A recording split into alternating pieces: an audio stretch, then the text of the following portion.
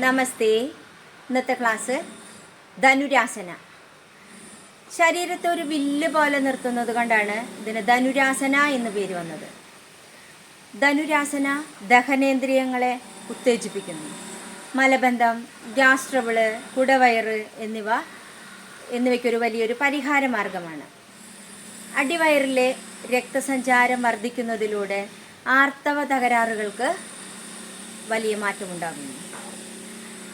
നിത്യം ചെയ്യുന്ന ആസനകളിൽ പ്രധാനിയാണ് ധനുരാസന. നമുക്ക് ധനുരാസന എങ്ങനെ ചെയ്യാമെന്ന് നോക്കാം.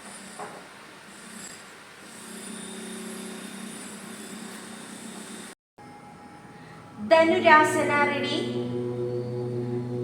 കാലുകൾ നീട്ടി അടുപ്പിച്ചു വയ്ക്കാം. കൈകൾ രണ്ടും ശരീരത്തോടായി ചേർത്തി കമഴ്ത്തി സപ്പോർട്ട് ചെയ്ത് വയ്ക്കാം. ആടി തറയിൽ പതിച്ചു വയ്ക്കാം. കാലുകൾ മടക്കി കൈകൾ നീട്ടി കണങ്കാലിലേക്ക് പിടിക്കാം. ശ്വാസം എടുത്തുകൊണ്ട് തലയും കാലും ഒപ്പം ഉയർത്താം. ഇൻഹേൽ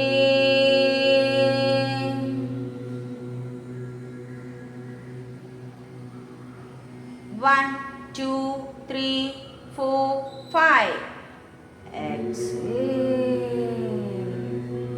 കാലുകൾ പതുക്കെ താഴെ വയ്ക്കാം. റിലാക്സ്. മകരാസന.